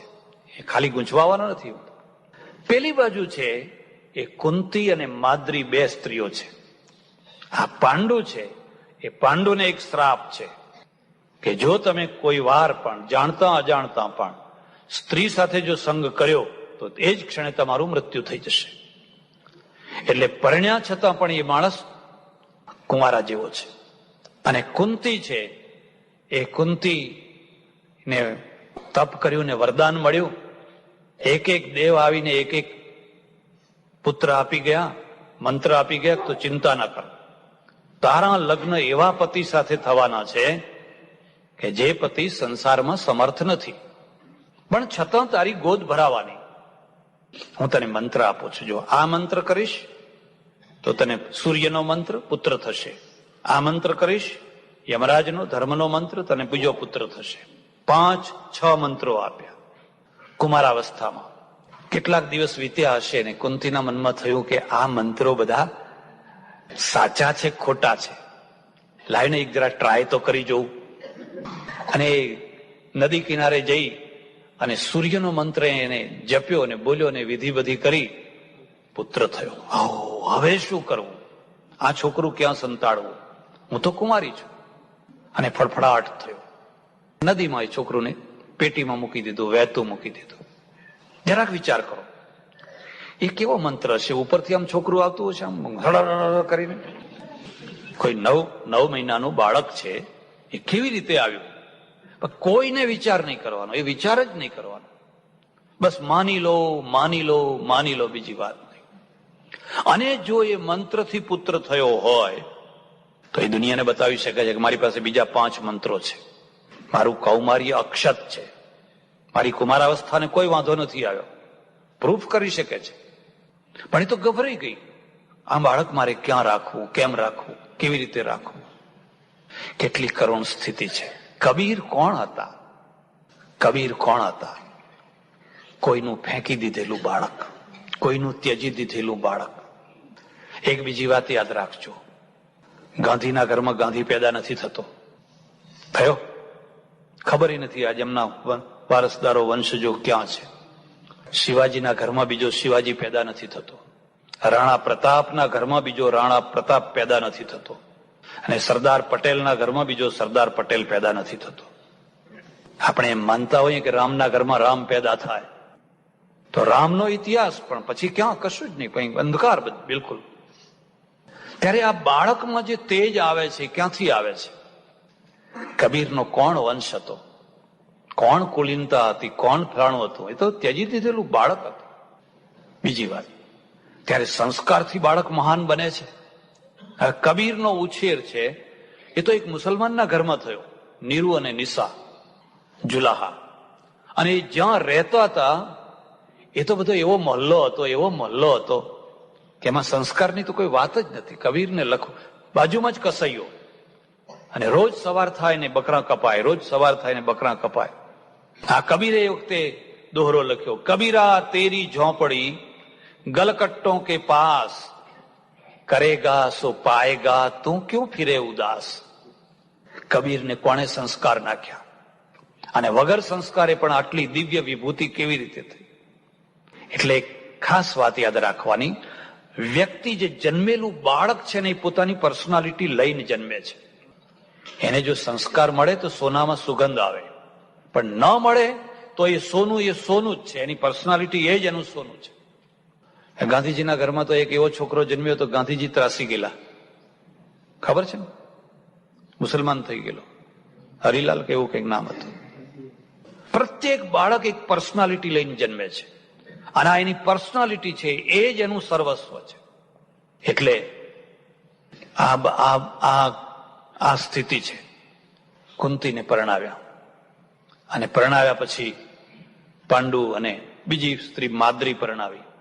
આ બંનેને પરણાવ્યા, પણ સંસાર નથી, કારણ કે શ્રાપ છે. પછી કુંતીએ કહ્યું, ચિંતા ના કરો, મને વરદાન છે ને મને મંત્રો મળેલા છે, એટલે મંત્રોથી હું પુત્રો ઉત્પન્ન કરીશ. અને મંત્રથી એને ધર્મરાજને ઉત્પન્ન કર્યા, ભીમને ઉત્પન્ન કર્યો, વાયુનો પુત્ર, ઇન્દ્રનો પુત્ર અર્જુન ઉત્પન્ન થયો. એટલે બાદરીએ કહ્યું, બહેન મને વાંજણી રાખીશ? તારી કુંખમાં છોકરા હોય ને હું સંતાન વિનાની રહીશ? એટલે બાકીના 2 મંત્રો, અશ્વિની કુમારના 2 મંત્રો માદ્રીને આપ્યા.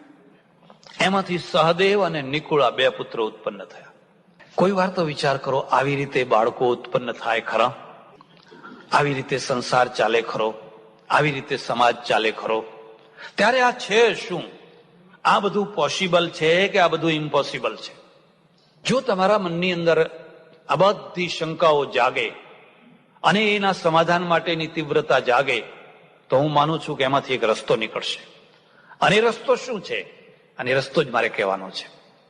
આપણા ત્યાં શાસ્ત્રો છે, એના 3 સ્ટેજ છે. 3 સ્ટેજ છે. પહેલું સ્ટેજ છે એ શબ્દાર્થ છે, અને બીજું સ્ટેજ છે એ ભાવાર્થ છે, અને ત્રીજું સ્ટેજ છે એ તત્વાર્થ છે. એક શબ્દનો માત્ર અર્થ થાય એ શબ્દાર્થ છે, પણ એનો ભાવ કાઢવામાં આવે તો એ ભાવાર્થ છે. માનો કે અત્યારે આપણે સત્સંગ કરી રહ્યા છીએ, અને કોઈ માણસ એમ કહે કે મહારાજ 8:45 વાગ્યા, એટલે એનો અર્થ એવો નથી 8:45 વાગ્યા, એમ નથી. એનો અર્થ એ થાય છે કે હવે કથા પૂરી કરવાનો ટાઈમ, આ એનો ભાવાર્થ છે. અમારે ત્યાં સંસ્કૃતમાં છે ને શબ્દની 3 શક્તિઓ માની છે, અભિધા, વ્યંજના અને લક્ષણા. આ 3 શક્તિઓ છે. ગજબની બધી વાતો છે. જેવું બોલીએ એવો જ અર્થ નીકળે એ અભિધા છે, અને એમાંથી રણકો નીકળે એ વ્યંજના છે. કાઠિયાવાડમાં લોકો વ્યંજના બહુ બોલે, ગુજરાતના લોકો અભિધા બોલે.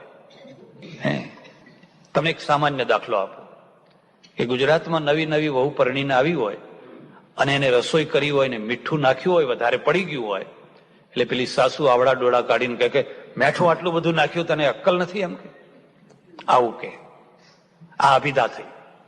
અને કાઠિયાવાડની સાસુ હોય ને એ ધીરે રહીને કહે, બેટા વહુ, તમારા બાપને ઘેર મીઠાના અગર હતા?